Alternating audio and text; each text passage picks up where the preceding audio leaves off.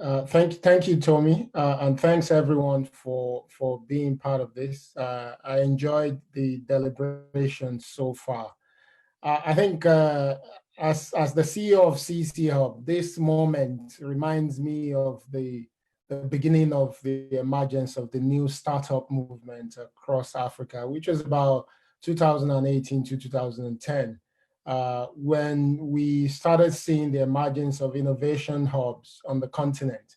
I think today we have probably over 1,000 innovation hubs across the African continent. These innovation hubs are now extremely important and part of the infrastructure that is driving innovation from across the continent.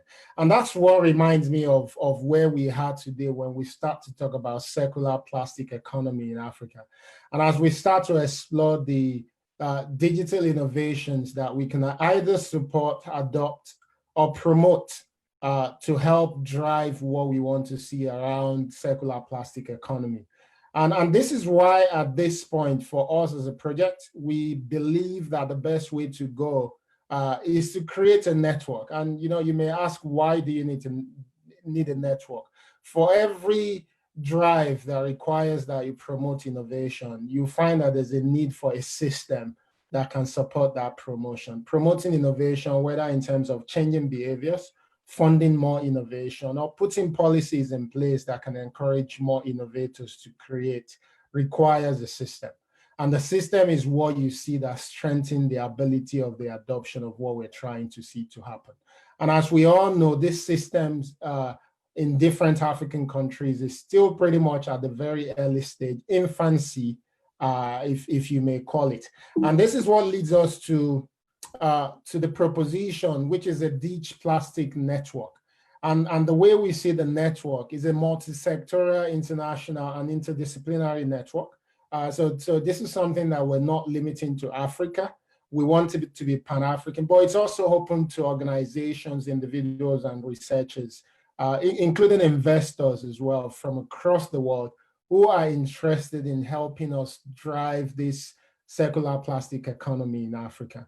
The other thing, like I said, is it's open to individuals, to private organizations, to public agency, anyone really that is either at the forefront of driving digital innovations to accelerate that transition to circular plastic economy is what we want to see within the network that we're creating. We also believe that our network would then become a platform to promote collaboration, but also foster knowledge sharing as well. We think what is important at this stage is that, there are colleagues like Victor all over Africa, but all over the world as well. There are colleagues like Sunday, like Davina, at the forefront of driving the thinking and policies and innovation that can help us achieve these goals. But the best thing we can do is also to network these people to ensure that we're not reinventing the wheel, but also that lessons that we're learning, we're documenting and sharing them appropriately. So this is what we want to do with the network and the sort of people we're looking for. So please, if you're talking to colleagues that are not on this call, the network, the Ditch Plastic Network, is open to government agencies, it's open to policymakers, to civil society organizations. They do play a major role in this sort of transition. To foundations, there are so many foundations out there who care about our planet and they would like to be part of this. More importantly, to startups, the guys who are building the innovation that will shape the direction of what we're trying to see. Also to innovators as well. So people who may not be entrepreneurs, but they have these excellent ideas on how we can drive this agenda.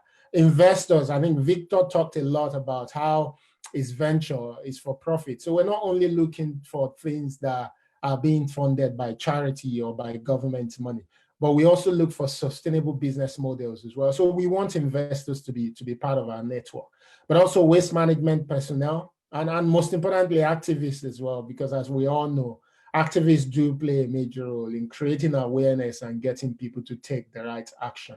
In terms of how we're going to do this, we've set up a simple approach to how we're going to be creating and running our network.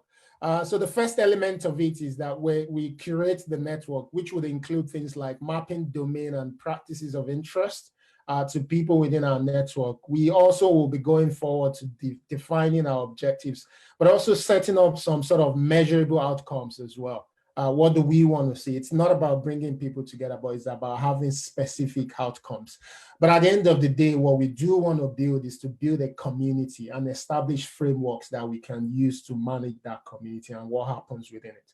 Most importantly is also the second stage of our approach is to manage knowledge. It's not enough to create a network, but we also need to be able to not only generate, but also share, but manage knowledge that comes out of our network. And this may also include things like developing a knowledge repository. So we will have a website where you can find significant information on what is happening, but also knowledge that people already have access to that we can share widely.